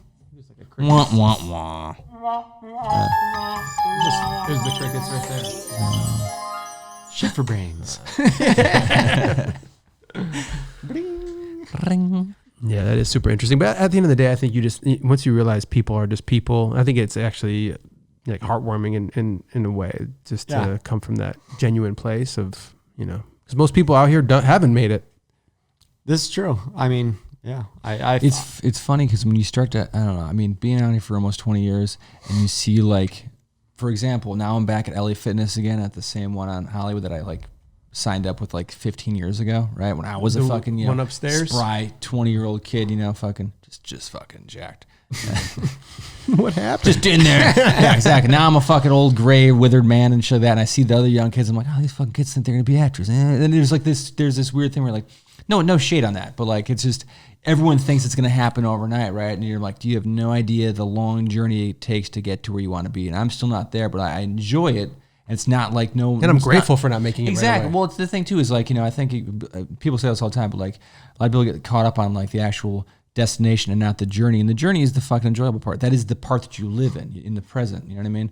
And that's like the cool thing. And I just like, I see some of that kind of shit sometimes just like, as a sideline observer at the gym is one of those weird things where you see that kind of cross section. But also you see like the older generation that's, even older than me, where there's like the, you know, the fucking women that were trying to be leading ladies that never had kids. Now they have fucking dogs and strollers and shit, and they're all fucking crazy because they fucking like lost that part of their like, you know, their experience as being like a woman, you know, / mother. And they're like, I never had kids. I'm too old. Like I'm barren now, and now I have these dogs. No, my face is all crazy looking because I got plastic surgery because I'm trying to fucking be something I'm not, and like just fucking like yeah. There's like that whole like aspect of seeing that too within being around the industry for so long, like working.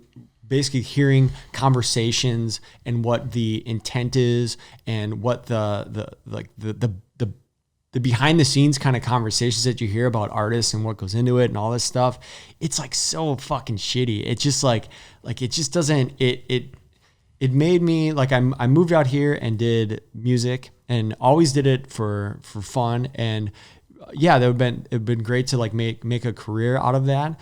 But also, the more that you hear of the industry and that you're around it, for me, I was like, oh shit, like this is a party that if I was invited to now, I wouldn't want to go to that party. I wouldn't want to be a part of that. I would rather like do my own thing. Yeah. And that's a cool thing that, you know, we're talking about social media and all these other platforms now. Now you really don't need the industry. The industry is just an old dying thing that they're just trying to like, how can we figure this out? Where like half the conversations now in the last 5 years used to be like, oh, this artist and this, now it's like this TikTok kid that flips spoons on his fucking face or whatever.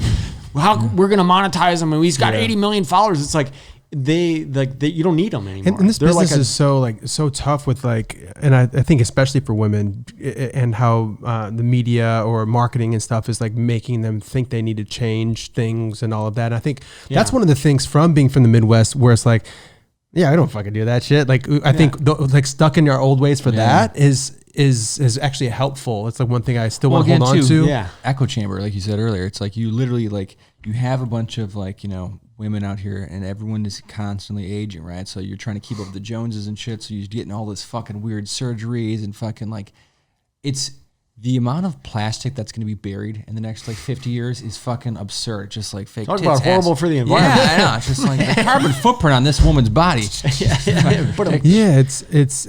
It's tough to watch. I was going to say something about, like aging gracefully doesn't happen anymore. I feel like, and that's like a rare cool thing. Yeah. That's what's like. I hear a lot of people say like, yeah, but LA and everybody's fake out there. It's like, well, yeah, if you move here and you only want to be a star and you only go to the celebrity parties and you're only doing cocaine every single night, like on a Monday at fucking Hyde or whatever, it's like, yeah, you go with those people. People do suck. Yeah, or if you come in here and actually work for a living and work your way up and find genuine people. Right. Like, and for us, it was restaurants to come in. And I still have friends that I've met 16 years ago that I still know, or we've lost touch, but then like, you know, found a relationship later and can help each other or whatever. But yeah, there are a lot of people out here that are really great people. It's just, you have to be mindful of where you're spending your time, who you are around. People. That's the thing. And if you find yourself falling in that pocket of like, you know, a bad cycle, you know, circle of friends, like you're not aware of it because you're surrounded by so many people, and sometimes you think that's the only people that are like, around. Oh, they got a nose job. I should get a nose job. They can do this. I should do that.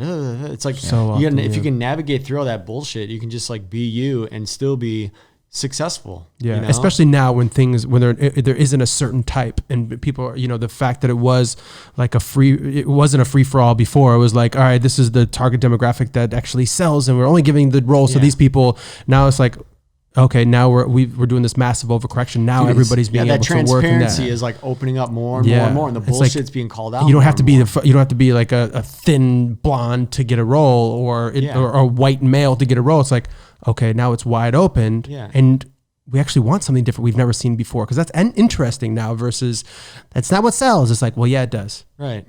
You see that with like we were talking about the plastic surgery. It's like, give me the number one, and they all fucking they all have the same face, whether it be man or woman. Like, give me the Kardashian. Like the same. Give me that fucking standard. But even then, like, okay, that's fine. That's their thing. But then too many people, I think, just thought that that's what you have to do instead of being themselves. Like that. Well, they know the trend ends, and you're like, man, I don't know. Like, there's nothing wrong with them doing that. Like that's everything wrong. No, it's not though, because it's like that's what they want to do. But when people think that that's the only way to do it, and that's what they have to do, then that's a problem. Like if you want to fucking make yourself a fucking clown or whatever the fuck, I don't care. Go. If that makes you happy, that's cool. But like now, I feel like it's to the point where it's like, that's what you have to do. And that's what like people think is the thing to do instead of just being themselves. I think. And taking time to think about it. You need versus like, I just need it right now. Well, that's the thing. It's like you actually have to take like insecurity time. is like the biggest fucking thing in this town. Man. It's like the craziest shit.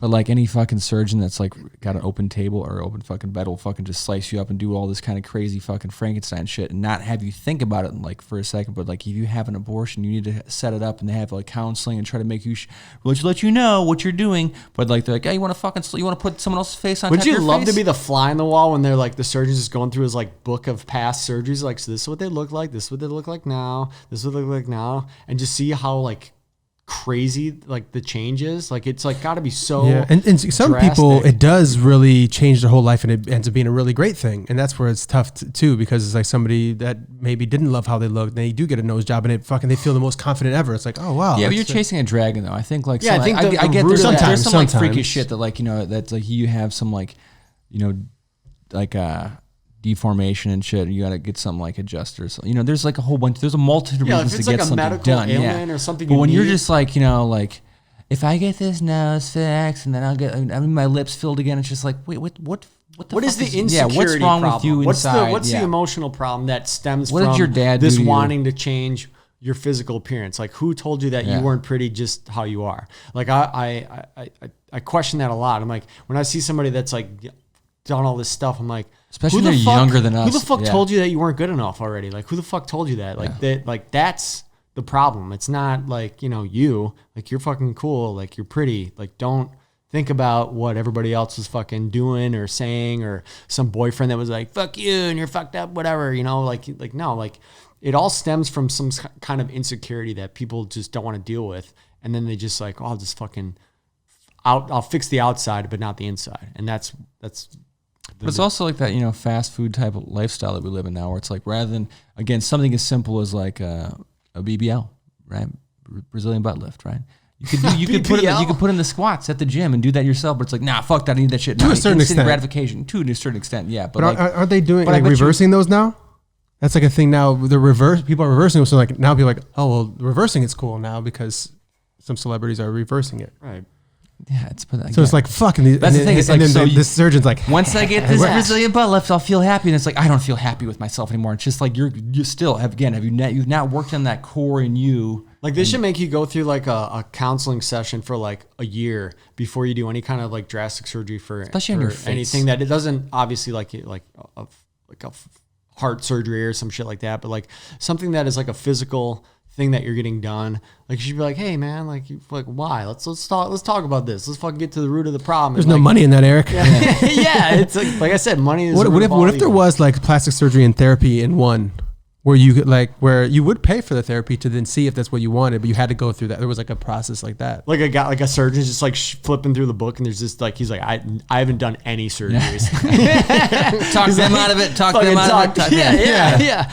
Basically, like save their life, he's like save their face. fronting as a surgeon, but he's really a therapist, and just like, I just fucking fixed all these people's insides. What did your nose do to you? Yeah. Where did your nose fail you? Yeah, it's crazy living in this town. We worked with a chick at an office job we had that didn't like. She had like it wasn't a crazy nose, but like a larger nose, and she didn't like it. And she went down to Mexico and got a nose job, and came back, and like 2 weeks later, it was fucking like green and like gangrenous, and she's like, you could fucking lose your nose, like the focal point of your face, because you didn't like it and you didn't have enough money to get it done responsibly, so you went across the border and got some fucking botched ass surgery and shit, and like some cadaver skin, and now you're like just could be fucked. And she was like 20 something, like 22. Yeah, I think it's like if you gave that person the right influence and said, okay, instead of being like, oh, my nose is fucked up, whatever, instead of having that mindset and being like, you don't like my nose? Well, fuck you. That's a better mindset, I think, than being like, oh, I need to conform and do this something. Yeah, it's because my family knows. My mom had this nose. Yeah, like, fuck yeah. Like, I got a big nose. My grandpa had the same nose. It's fucking cool. I fucking, like, wear this nose proudly, Yeah, like, or even, here's the other thing, is like, if you do the work and take the time and then make an educated decision if this is what you want to do, and then maybe it was the thing, but it wasn't something you're just chasing the dragon or chasing the trend to look like someone. It was like, Actually, yeah, this actually based on the research I've done. This actually I do want just a little tweak or something like that. Yeah, I mean to each their own. That I think there's a very few amount of those though. Yeah, there's. I don't think there is like one set answer for anything, but I think the majority of those are people that like haven't really thought about their own insecurities and why they're really doing those things. If they were just to live in a town that nobody ever mentioned that to them, they would have never. I know people that have gotten them done and then regretted it, and then you have to live with yourself. You're like, oh fuck, it was like they jumped at it and like based on like a friend got it, then they got it, and like, oh shit, and like take it back. It's like it's too late at that point. Yeah, and you end up like fucking Michael Jackson, and you're like. Yeah.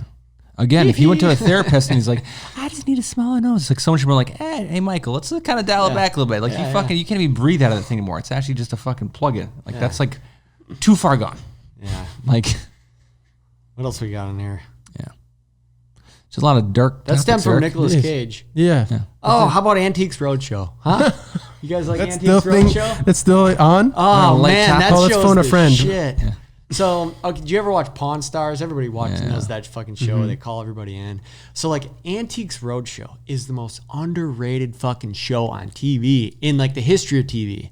They have, like, artifacts. Like, they're fucking finding, like, the Covenant, the Ark of the Covenant. It's like, I found this in my attic. My grandma had it. And it turns out there's like, it's like fucking, Ark of the Covenant, $1 billion, whatever, and some shit. You're the richest person on the planet. And they give you all the information. They have to phone a friend or call somebody down. I know a guy that knows about the Ark of the Covenant and comes down and like the magnifying glass and all this bullshit. Like they fucking know right away. And they have like an expert within that field. And then they give you an update even too on the new Antiques Roadshow. I don't know if you guys are up on it, but they fucking tell you, they're like, this is what it was. Like, $100,000 for the Ark of the Covenant or whatever. And then they'll say like today's market, and then it'll be like, now it's worth, $2 million or some shit like that. Or it'll be like, and it'll be like, now it's not worth as much as it was like 10 years ago. Great information. You learn something from it. Way better than fucking Pawn Stars. Pawn Stars sucks balls. Yeah. It's his biggest bullshit show. And whenever I see it on, I'm like, no one watches it. And they're the same people that make the Shrine commercials. I know I recognize you. Sons of bitches. Eric's like, I can't read. I can't retain information when I read. So what do you do? Do you listen to podcasts? No. What do you do? Antiques Roadshow. Antiques Roadshow. That's going to get all my information and political views. Yeah. Yeah, it's so true though. Like it's such an underrated show, and it's on like I think it's like public access or like it's on like I don't even know what channel it is. They're giving it away. It's free. It's like a free show. Yeah. It's like never and everybody on there. It's just so great. I would like to go to Antiques Roadshow at some point in time. I got fucking sheds of. The roadshow. They come to you. No, they are on the road. They come to you, yes, but I like to go to where they're at in my town. Yeah, I definitely am gonna do that one day and just bring like some weird shit I have and be like, what is this? Tell me about it. Good topic. Yeah. Like, that's the ticket for this show, sir. Yeah. Wait, I have a topic. Okay. Yeah. I want your guys' opinion on. Okay. Prostitution is illegal. Mm-hmm. Yes. Right? Most places in the US. If you put a camera on it, it's legal. It becomes porn and it's legal. Loophole. And you make more money. How? Why? That's a good Mark. Point. Here's the loophole. I learned this on Antiques Roadshow. Absolutely worthless. This guy brings in a hooker. He's like, how much is she worth? Got a lot of miles on put this a camera one, on her. You throw a camera on her. It's like doop. Yeah. Because now there's actual like video evidence of it, right? I think most people that actually get into prostitution are just like on the sly, right? They're trying to get away, like and just dude, they're fucking sex addicts, right? So they're trying to do it without being any kind of trace. It's a cash business. No one's charging hooers on their credit card, right? Not on their fucking statement. I got a Santa Monica La Brea charge. What's that all about? Yeah. But wait, it's like if it's like sneaky, then it's illegal. But if it's like out there, then it's fine. It'd be like basically. It's like saying like if you did crack like by yourself, it's illegal. But if you did it on TV, it's like it's you're doing it on the jumbotron at SoFi. You're good to go. Look at this guy's smoking crack right here. Yeah, on the press box. That's like your interesting point, though. Yeah, you throw it on. I thought of that when I was never mind. Doing research. No. Researches extensively. Doing his research for this question. I was out there prostituting. Make more money. One person. Yeah, just throw a camera on it. It's legal and you make more. Yeah. With consent. Very true. Yeah, weird little thing That's a very yeah. I bet you if concept. you just picked up like a prostitute, even if it was like a sting operation with a cop, you're like, all right, so I'm paying you to do this adult film with me. Here's a release now. Yeah, if you just had like some like printed out thing ready to go, like hey, and I'm casting for once never be seen to anyone else except we're gonna tape it for the sake of me not getting arrested for prostitution. Yeah. That's speaking of prostitution, like when we first moved out here, Tony and I were working at as prostitutes. We made bank, baby. When we first started our journey as prostitutes. 2 for 1, handsome handies. That's what we call ourselves. When we first moved out here, we worked at an office in Calabasas. We were doing like he was doing like data entry and sales and stuff, and I was a graphic design guy. Is this how you guys lied about getting in jobs and shit? Because that's a great I'm topic sure too. he's gotten every job usually before me, and then I've just fucking tagged along. We kind of big stepbrothered it. Where like he'd do the interview and I'd pop up from behind. Want to hire me? How about 2 of me? Yeah, just fucking did that. And we were working this office job, and like, you know, we're going on lunch or whatever, and our like the owner of the company was like, hey, you guys gonna go get some massages? And we were like, no, like I'm just gonna eat my sandwich or whatever. And fucking, you know, whatever. Smoke a couple cigarettes on my break, you know, no big deal. Yeah, Tony taught me how to smoke cigarettes, and so I started smoking cigarettes for like a year, and that was cool. Yeah, I tried. I wasn't that good at it, but I tried.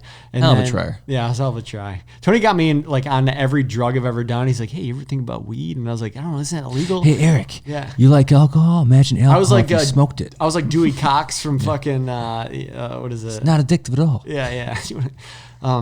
But so we were like on our break, and everyone, like our boss comes in, he's like, you know, the owner, he's like, yeah, you guys want to get some massages and stuff? And I was like, nah. Like he's like, yeah, you know, go and get a little handy on your fucking lunch break, and then like it's an expensive Tony lunch. And I like look at each other and we're like, what the fuck? Like, Yeah, where the fuck are we working? You guys like, never go to fucking Tijuana to get prostitutes? I'm like, what? Yeah, like, and then what everybody that we conversation worked is with was like, yeah, let's go get jerked off, and like, let's go down to Tijuana, let's do this. And I'm like, is everybody do that out here? Is that like a normal thing that people do? I don't know if it is, but apparently everyone we worked with, it was normal for them. But very odd. Everyone thing. we went for that first year for sure was like getting prostitutes and hand jobs. Yeah, I was like, what the fuck is this? Like, I was like, I'm gonna get a footlong from Subway and come back for in time for my break to be done. A rub and tug. Yeah, you guys are getting like fucking. Look at Jared in the corner; he's falling asleep. Yeah, like, how much did you eat? Right. I didn't. Yeah.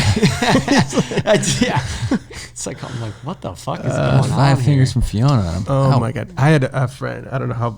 I don't know your podcast how crazy it's gonna get, but I had a friend that in Michigan. Shit for brains, we get nuts. Speaking of, he went to a place to get a massage in Michigan, and she then proposed a question at the end when he found out there was that kind of massage. Yeah. But he was like, okay, and she's like, okay, no, you, and he was like, me. He's like, yeah, and then she just rubbed his thighs while he. Oh hell no! I swear to God. Was it a blackmail fucking video? But Jesus, yeah, like, you never run for politics in this town, kid. Like, fucking got the. I can honestly say I've never been propositioned for a sexual favor at a massage parlor. I think I look too much like a fucking undercover cop. Like, I don't try. What do you for ice? I don't know. Yeah, well, I don't know what it has to do with. Maybe I just don't look like the clientele that they're used to, like asking those things or something. Or with that hair and mustache, I don't want to. Maybe the facial hair and the mullet. Now they're like, they're like, hey, can we use you for the DVD? Yeah, they are. As soon as I walk in, they're like spit in their hand. I'm like, whoa, what's going on here? Like the Mr. Miyagi. I thought this was a Settle Subway. down, lady. I just supposed to use oil. Using spit for. Roughing up my hands with some pumice soap. Yeah. Those good old massage parlors. Man, this is an interesting podcast. Yeah, we gotta bring some light in this because it's been it's an hour. Let me see how much time we got. We definitely. I mean, we're gonna chop some shit out on. Yeah. While Eric finds a better topic, I just had a fucking note in my phone because there's like a commercial for like you can clone your dog now. Which is like something like our dog's getting old, Ace is getting old. You can clone dogs. Wow. And I was like, I don't know how much it costs, but like, I was thinking about that. I'm like, I fucking love our dog. Wouldn't mind cloning him, but like, Robin's like, because our dog's named Ace, and she's like, you can't clone Ace. I'm like, you gotta just replace him. I'm like, no, we're not gonna replace him. We're gonna re-Ace him. And then I was like, actually, save it for the stage. Save it for the pod, bros. Well, that's very interesting. So when I left Detroit to come to LA 16 years ago, my mother got a yellow lab, Jada, and they just had to put her down a month ago. It was like they almost did 2 months, like a month before, but then she had she got better for a little bit. They should have named it Newmark. Newmark. Well, they had Newmark's way better potty trained. I did. Newmark listens. He rolls over. I could do tricks. But they had so they put the dog down and my mom was like, I'm not gonna have a dog for a little bit. And she was like, actually, if one comes to me, and she was kind of waiting for something to come to her, but she ended up getting another, I think it's a yellow lab, but now it's long haired where I'm not gonna be as allergic because they got the new dog and I was allergic for 16 years. And the last year I found out that if I take a Zyrtec and the nasal spray, I was good. When I went back, I used to go to Michigan, get sick, and then come back and be congested and be like, I fucking, I'd go back and be like, oh, it would be different this time. And then I'd get sick and I'd be like, I fucking hate coming back for this. And just ruin everything. But then I finally figured it out. So I'm like, yeah, get another dog. Don't, it's not up to me. Like, it's your life. I'm not there that often. But they ended up getting another yellow lab, but it's like long hair and doesn't shed and everything. It's a cute little thing.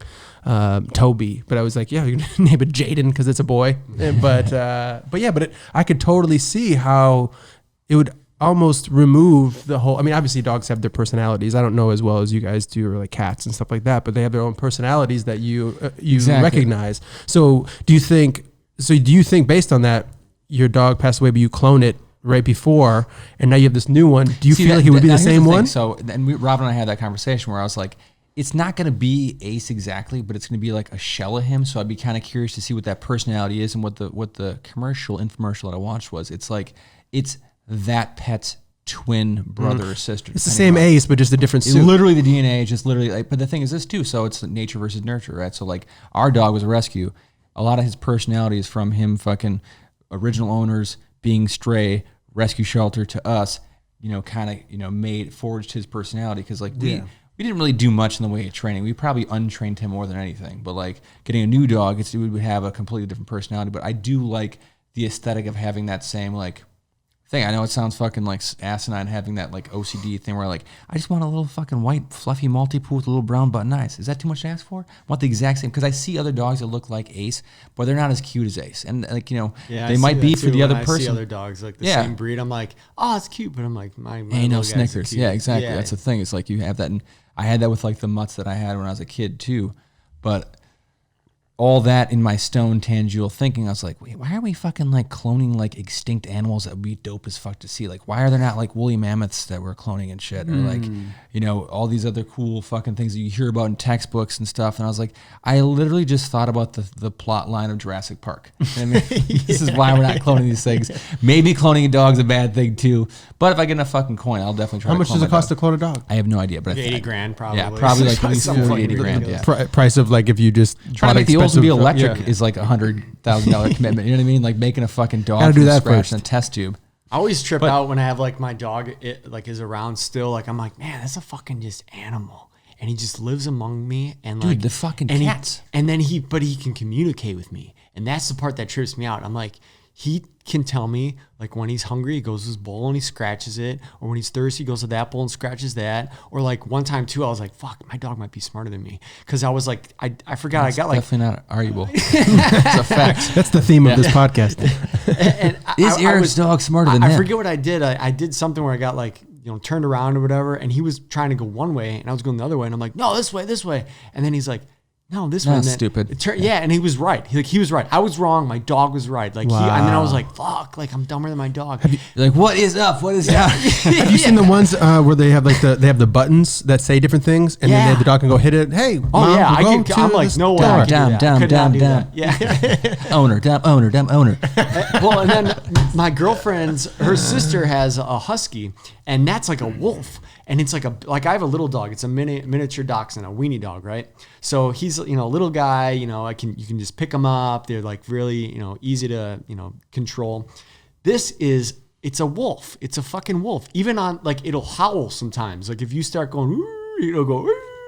Fucking do the whole thing. It's fucking crazy, and I'm like, that's nuts. Like, but that's like domesticated like a wolf, and now it's just like living in here. And then, so like last year, I had them both I was babysitting them or dog sitting them, and I had my dog on my bed, and I was asleep, and I gave him a little kiss on the head, and he was like really territorial because the other dog was there, and he turned around, and he bit me on my face like really good, like, and I fucking pulled him off my face, and I feel his tooth just dragging through my fucking face, and I had to go to the hospital, this whole thing.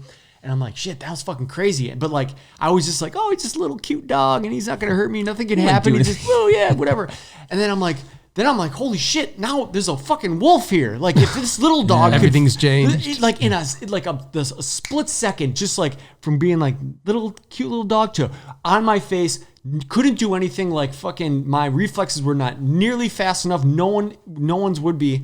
Imagine that, but with a fucking dog 20 times its size doing that. Like, I'm like, oh shit, these things could like fucking really like just turn on a dime and still got that instinct and fuck you up. Like, but really they are actually a lot easier to domesticate. Like, there was like I watched this fucking thing on Netflix about like cats, right?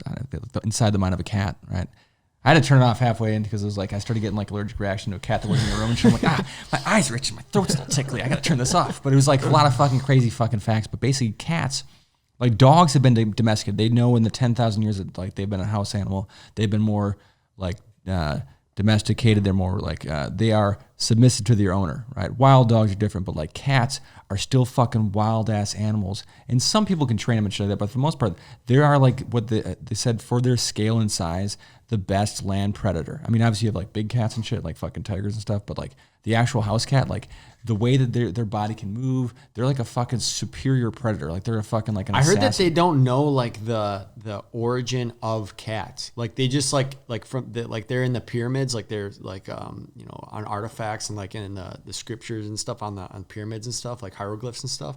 They said that they can like trace a dog. Like all dogs are from wolves. They're derived from like the wolf gene. Yeah. Right. Well, they only know like they can only go so back to cats. Like all of a sudden, cats just existed. So they think that cats were just like they're from somewhere else, not here. That they just were like brought here from something where they don't know yet. The way that could be completely wrong or bullshit, but their back fucking like does this thing where it's like fucking like it's gripping fucking air, like just, you know, we have hips, so our legs are just moving like this, you know, on this fixed hip support system, right?